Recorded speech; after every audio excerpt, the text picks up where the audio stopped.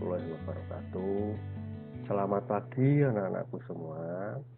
Hari ini kita akan belajar salah satu materi di MPLS, yaitu cara belajar yang efektif. Cara belajar yang efektif yang akan kita pelajari hari ini yaitu menggunakan pendekatan metacognition. Yang mana metacognition ini adalah memetakan pola pikir kita atau pikiran kita. Ini adalah salah satu contoh akibatnya bila anak-anak kalian seandainya belajar tanpa jadwal dan rencana, atau istilahnya SKS atau sistem kebut semalam. Sistem kebut semalam itu contohnya misalnya kalau anak-anak kalian mau ada ujian, jadi malam hari sebelum hari ujian itu besoknya ujian belajar sampai capek lama, capek sehingga dengan letih, lelah itu justru materi pelajaran yang anak-anakku sekalian pelajari itu bisa jadi tidak tersimpan dengan baik di otak anak-anakku sekalian. Nah, bagaimana caranya agar yang kita pelajari itu bisa terekam dengan baik di otak kita? Kita harus menjadwalkan. Nah, menjadwalkan yang baik dan cara belajar yang efektif dan efisien itu bagaimana? Jadi seberapa penting sebenarnya memiliki sikap dan kebiasaan untuk belajar yang efektif dan efisien. Dan yang pertama yang perlu kita pahami, apa sih belajar yang efektif itu? Belajar yang efektif itu adalah yang pertama, belajar yang kita lakukan itu harus menyenangkan. Berikutnya, terjadwal dengan baik. Juga tidak memakan banyak waktu. Jadi artinya lebih baik anak-anakku sekalian belajar setiap hari hanya 1 jam atau setengah jam atau 30 menit, tapi continue, ya. Artinya continue setiap hari. Jadi tidak dalam artian langsung lama tapi tidak sering. Nah, atau waktu ada ujian tok aja itu lama baru belajar, itu tidak baik. Terus berikutnya hasil yang maksimal. Mengapa siswa perlu memiliki sikap belajar yang efektif dan efisien? Yang pertama, agar berhasil, yaitu terutama anak-anak sekalian kalau ingin belajar itu kan biar bisa mengerjakan saat ada ujian dengan baik, berarti keberhasilan. Terus berikutnya kesempurnaan, artinya biar nanti hasil itu bisa mutlak sempurna. Kalau misalnya di poin diangkakan itu bisa 100 atau ya minimal salahnya tidak banyak lah. Berikutnya, mengapa kita harus menjadwalkan sistem belajar kita atau juga harus kita atur yang menyenangkan, ya? Karena ini ada teori bahwa dalam bekerja otak kita itu juga dipengaruhi oleh kondisi fisik kita. Artinya apa? Kalau kondisi fisik kita capek, maka otak kita tidak dapat bekerja dengan maksimal. Nah, kalau sudah seperti itu, kalau otak kita tidak bekerja dengan maksimal, maka informasi yang kita terima tidak dapat disimpan dengan baik oleh ingatan kita di otak. Akibatnya apa? Akibatnya informasi yang pernah kita terima tidak dapat kita pergunakan lagi saat kita membutuhkannya. Nah, ini perlu dipahami. Nah, berikutnya, jadi perlu diingat-ingat semuanya anak-anakku sekalian, ingat bahwa belajar dengan sistem kebut semalam itu tidak efektif dan tidak bermanfaat buat kita. Jadi silahkan dijadwal, yang penting continue. Jadi bukan masalah lama atau tidak. Terus apa saja yang harus diperhatikan dalam belajar efektif itu? Ya. Yang pertama, ya, perhatikan dirimu. Ya, anak-anak sekalian harus diperhatikan bagaimana mengelola emosi kita. Ya. Kita harus mengelola emosi itu secara positif. Jadi kan ada emosi yang negatif, ada yang emosi yang positif. Perasaan yang tidak tenang, marah itu kan salah satu contoh emosi yang negatif.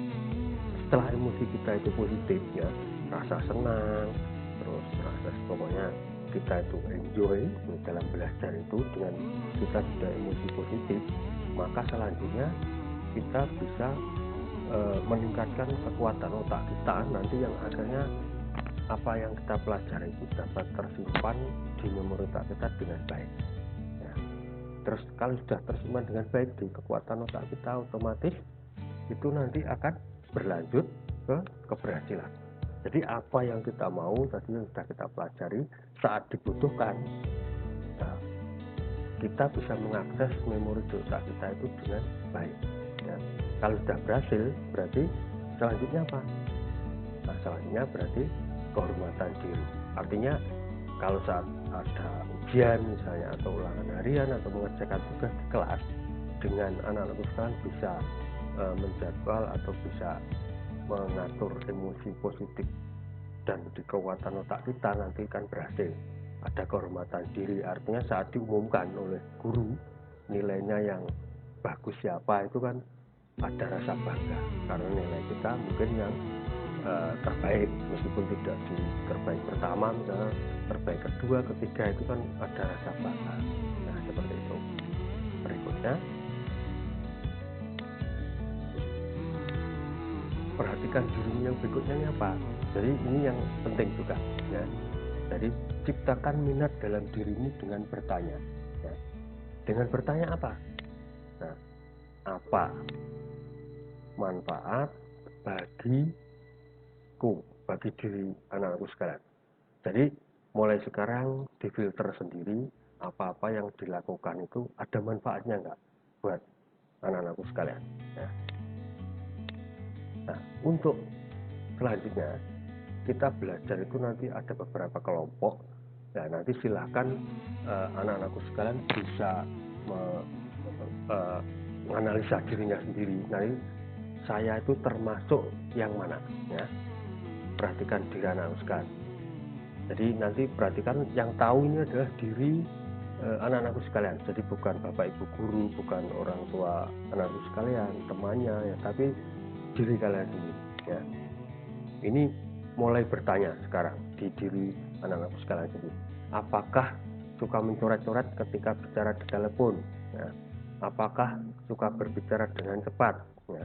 Apakah lebih suka melihat peta daripada mendengar penjelasan? Kalau anak-anakku sekalian ini termasuk golongan yang seperti ini, maka anak-anakku sekalian ini merupakan yang suka secara visual. Visual itu artinya yang bisa dilihat secara kasat mata. Terus berikutnya ini adalah tipikal yang kedua ya.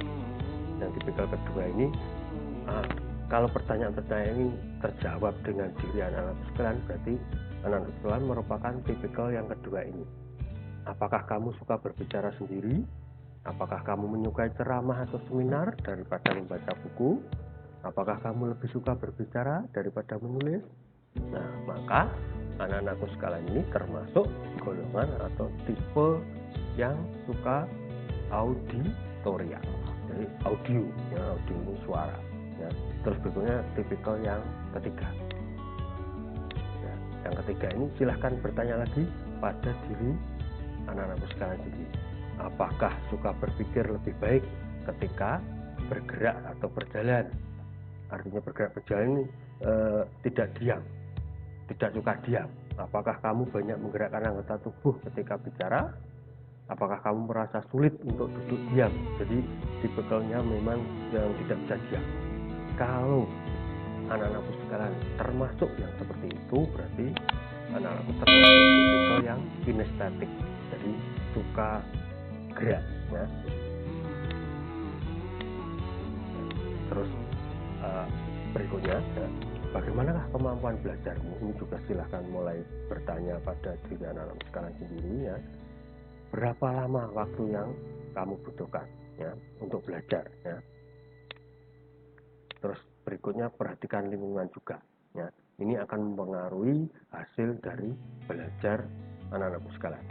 Yang pertama, pilihlah tempat yang menurut anak-anakku sekalian nyaman. Artinya tidak bisa serta-merta kita sudah niat belajar tapi suasananya tidak mendukung. Artinya di tempat gaduh misalnya belajar, tetangganya misalnya ada yang ada punya hajat, yaitu mungkin akhirnya mempengaruhi juga hasil belajar anak-anak sekalian. Ada yang tipikal ini ya, yang kedua ini gunakan musik. Ada yang kalau tidak mendengarkan musik katanya tidak bisa belajar. Ada yang justru dengan musik tidak bisa belajar. Jadi mungkin ini beda-beda tiap anak ya. Ini yang tanpa musik ya. Ini ada dua, nanti ada dua. Yang tanpa musik ini denyut nadi dan tekanan darah meningkat, gelombang otaknya cepat, otot-ototnya menegang. Jadi kalau tanpa musik karena belajar mungkin menyerapkan di otaknya, jadi ada butuh kerja keras. Ada tipikal yang seperti ini seandainya dia tanpa musik. Kalau tanpa musik, yang golongan ini tipikal ini tidak bisa konsen justru ya, kebalikannya yang sekarang dengan musik ya. Kalau dengan musik ini denyut nadi dan tekanan darahnya menurun kalau sambil mendengar musik ya. Gelombang otaknya melambat, otot-ototnya rileks ya, sehingga bisa konsen ya.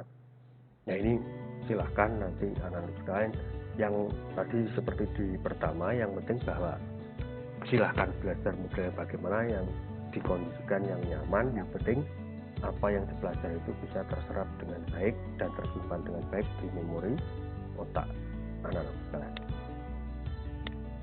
Berikutnya, teknik apa yang kita butuhkan ya, yang kita gunakan ya, apakah mencatat bebas, terus peta pikiran ya. Yang mencatat bebas ini bisa biasanya kan ada ya, yang dipelajari apa dan poin-poinnya apa seperti itu boleh ya. Tapi itu yang tidak kita bahas hari ini. Yang kita bahas kali ini adalah peta pikiran. Jadi kita memetakan pikiran kita agar mempelajari sesuatu itu lebih cepat, lebih efektif ya, dan bisa efisien ya. Teknik pemanfaatan keseluruhan otak untuk membentuk pesan, ini untuk peta pikiran ya. Otak kita sering mengingat informasi dalam bentuk gambar, bentuk-bentuk dan suara ya. So teknik pemikiran ini sangat efektif. Jadi artinya nanti kita memetakan apa yang mau kita pelajari, jadi sehingga tidak tanpa arah ya. Kalau sudah dipetakan seperti anak-anakku sekalian, kalau misalnya mencari sesuatu alamat, kalau belum tahu petanya, belum tahu ancar-ancarnya, katakanlah bahasa Jawanya begitu, itu kan lebih lama mencarinya. Tapi kalau sudah ada petanya, sudah jelas, sehingga lebih cepat ya. Nah ini adalah contoh peta pikiran ya. Peta belajar sukses untuk pra belajar, apa saja yang perlu dilakukan ya. Di sini ada motivasi, gaya belajar, tanam otak ya. Seperti tadi yang jelaskan di depan. Jadi gaya belajar ini nanti ada 3 kelompok, ini ada visual, ada auditorial dan kinestesia. Tadi sudah dijelaskan ya. Terus teknik memori pasca belajarnya seperti ini. Terus proses belajarnya ini dipengaruhi oleh lingkungan, peta pikiran dan jeda atau break. Nah, terus teknik mencatat bebas, dan yang terpenting itu juga di akhir ini ada doa. Jadi tetap ada berdoa. Apalagi yang diperlukan ya. Lakukan senam otak sebelum dan sudah belajar ya. Cari sumber belajar lain, baca buku-buku lain yang menunjang, majalah, koran, atau pergi ke perpustakaan. Pengaturan jadwal belajar yang efektif, pedomannya apa? Perhatikan waktumu ya. Bagaimana kamu menghabiskan waktumu, kapan kamu habiskan waktumu dengan belajar, kapan kamu dapat belajar dengan baik ya. Ini yang harus diperhatikan. Jadi seandainya anak sekalian nanti sudah membuat jadwal belajarnya hari ini tuh jam sekian sampai sekian, ya harus diikuti, ditaati ya. Rencanakan jadwal belajar yang efektif. Bagaimana? Beri waktu yang cukup untuk tidur, makan, dan kegiatan hiburan. Jadi artinya itu bukan melulu anak-anakku sekalian ini belajar tok, enggak. Jadi silahkan tetap ada hiburan ya, karena kalau malah belajar terus nanti malah jenuh. prioritaskan tugas-tugas. Jadi mulai sekarang silakan anak sekalian itu ada skala prioritas, mana yang perlu dikerjakan dulu, mana yang tidak penting. Jadi yang penting dan deadline-nya mendekati deadline harus dikerjakan dahulu ya. Luangkan waktu untuk diskusi atau mengulang bahan sebelum kelas usai ya, ini kurang ya. Artinya anak-anak sekalian bisa meluangkan waktu diskusi sama teman atau mungkin sama siapa yang lebih ngerti ya, nah, sebelum kelas berakhir. Artinya ya diskusilah sama yang lebih tahu. Kalau misalnya anak-anak sekalian saat tadi di kelas atau di sekolah ada yang dijelaskan guru itu tidak paham, jadi selekasnya itu diselesaikan. Atur waktu untuk mengulang langsung bahan pelajaran setelah kelas berakhir maksudnya. Ingatlah bahwa kemungkinan terbesar untuk lupa itu terjadi dalam waktu 24 jam yang tanpa review. Tanpa review berarti tanpa direview diulang, flashback ya. Jadi pokoknya setelah tadi sudah ya sudah gitu. Terus berikutnya rencana jadwal belajar yang itu apa? Jadwalkan waktu 15 menit saja untuk setiap sesi belajar, itu lebih efektif. Jadi artinya cukup 50 menit saja tapi continue setiap hari, daripada belajar bermenit-menit tapi langsung dalam satu hari itu. Terus berikutnya pilih tempat yang nyaman, ini juga pengaruh juga. Nah, yang nyaman menurut anak-anak sekolahan belum tentu nyaman di orang lain. Jadi silahkan ini dipaskan sendiri sama masing-masing kalian ya. Rencanakan juga deadline. Jadi karena setiap yang kita lakukan kalau kita tidak punya ending, tidak punya finish ya, itu nanti akan ditunda-tunda. Oh, ini dikerjakan nanti dan seterusnya. Jadi buat sendiri deadline-nya. Saya misalnya nanti tanggal sekian itu harus sampai ini. Nah, itu harus ada deadline sehingga ada tagihan, sehingga anak-anak sekalian nanti oh ini sudah mendekati deadline berarti harus selesai. Berikutnya jadwalkan waktu belajarmu sebanyak mungkin pada pagi, siang, dan sore hari atau sore ya. Jadi artinya pagi sekian menit, siang sekian menit, sore sekian menit, itu akan lebih efektif daripada langsung belajar di satu waktu tapi lama. Jadwalkan review bahan pelajaran secara mingguan.